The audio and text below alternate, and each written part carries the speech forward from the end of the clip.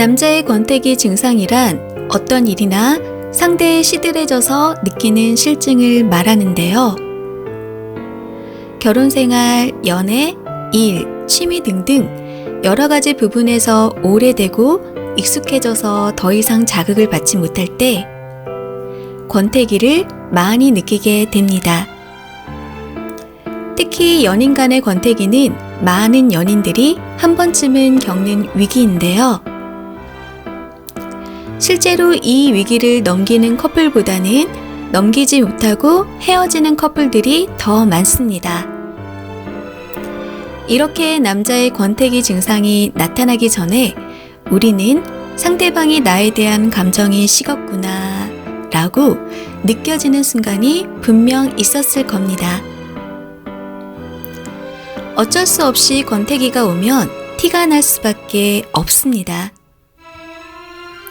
단순히 오래 만나서 서로 편해지는 것과 남자의 권태기 증상은 다르니까요. 특히 남자들은 권태기가 오면 티가 팍팍 납니다. 혹시 이 영상을 보면서 내 옆에 이 사람도 권태기는 아닐까 하는 생각이 드시나요? 그럼 이제부터 남자의 권태기 증상에 대해서 알아보도록 하겠습니다. 연락은 연인 사이의 기본 중에 기본인데요. 어디에 있는지, 무얼 하는지, 좋아하고 사랑하는 사이라면 당연히 궁금하기 마련입니다.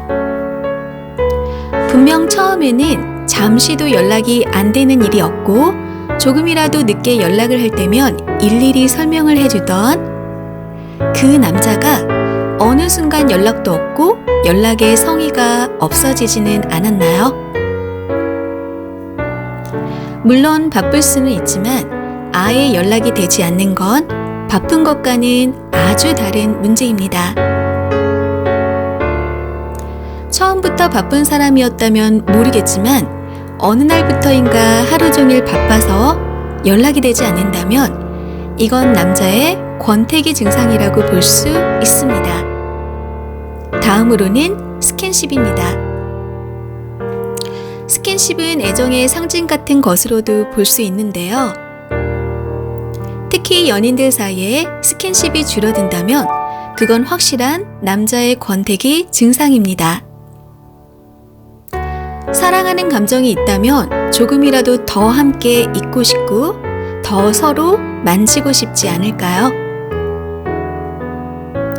남자들은 더욱더 심하겠지요. 스킨십을 싫어하는 남자는 거의 본 적이 없습니다. 하지만 남자가 점점 스킨십을 피하는 것 같고 스킨십의 빈도가 줄었다면 확실히 권태기입니다. 다음으로 서로 다툼이 잦아지는 것도 권태기 증상 중 하나인데요. 처음에는 태평양같이 마음도 넓고 이해심도 바다처럼 깊던 그가 어느 순간 웃으면서 넘겼을 행동에 불같이 화를 내고 결국 다툼으로 이어집니다. 권태기가 오면 내가 좋아했던 상대의 행동 하나하나가 단점으로 보이고 짜증이 납니다. 그러다 보니 예전에는 웃으면서 넘어갔을 행동과 장난들이 콩깍지가 벗겨지면서 더 이상은 사랑스럽게 보이지도 않고 이해심도 떨어져 싸움으로 이어지는 겁니다. 만남이 점점 뜸해지고 있나요?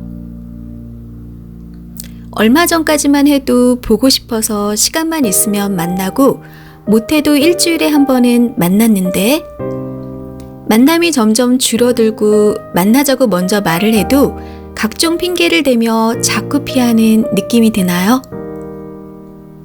계속해서 피하다가 억지로 만나는 것 같은 느낌이 든다면 이건 권태기일 수 있습니다. 권태기라면 예전처럼 만나고 싶은 마음이 덜 생기는 건 어떻게 보면 자연스러운 현상이니까요. 이 중에 몇 개가 해당되시나요?